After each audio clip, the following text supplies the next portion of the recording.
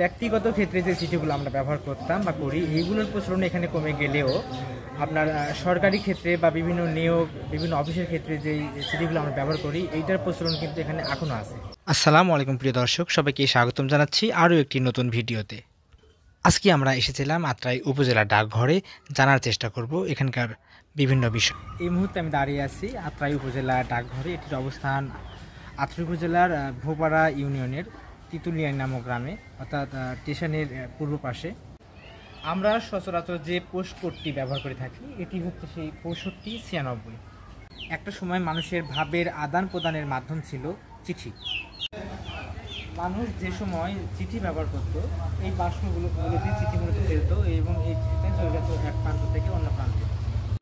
আপাতত নতুন ভ্রমণ করার জন্য প্রস্তুতি নিয়েছে, কিন্তু এটা আপাতত চালু আছে, পরবর্তীতে নতুন করার চেষ্টা করা হচ্ছে।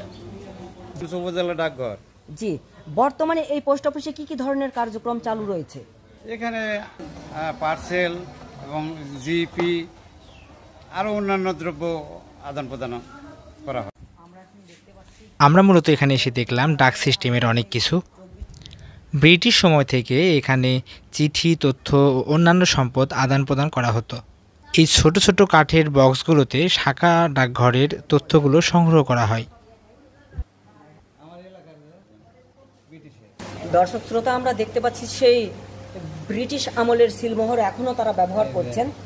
তো এটা কি সেই ব্রিটিশ আমলের সিলমোহর? হ্যাঁ, ব্রিটিশ আমলের এটা। এই দুইটাই? হ্যাঁ, দুইটাই। ডাক ব্যবস্থাপনার এখনও প্রচুর পরিমাণে চাহিদা রয়েছে দেশে। এখান থেকে দৈনিক চিঠিপত্র, সরকারি নথি এবং বিভিন্ন ধরনের মালামাল, অন্যান্য সম্পদ এক স্থান থেকে অন্য স্থানে স্থানান্তরিত করা হয়। আগের দিন মানুষ লেখার মাধ্যমে মনের যে ভাব প্রকাশ করতেন, তাই ডাক ঘরের মাধ্যমে এক স্থান থেকে অন্য স্থানে পৌঁছে যেত। প্রিয় দর্শক, আউশানগঞ্জ উপজেলা ডাকঘরে আসার জন্য আপনাকে প্রথমত আসতে হবে আউশানগঞ্জ রেলওয়ে স্টেশন, এবং স্টেশন থেকে এই পোস্ট অফিসটির অবস্থান পূর্ব দিকে 7 স্টার ভবনের পাশ দিয়ে আত্রাই নদীর কুল ঘেঁষে এই পোস্ট অফিসটির অবস্থান। পোস্ট অফিস নিয়ে আপনাদের যদি কোনো প্রশ্ন থাকে অবশ্যই কমেন্ট বক্সে জানাবেন, আর ভিডিওটি শেয়ার করে পাশে থাকবেন। ধন্যবাদ সবাইকে।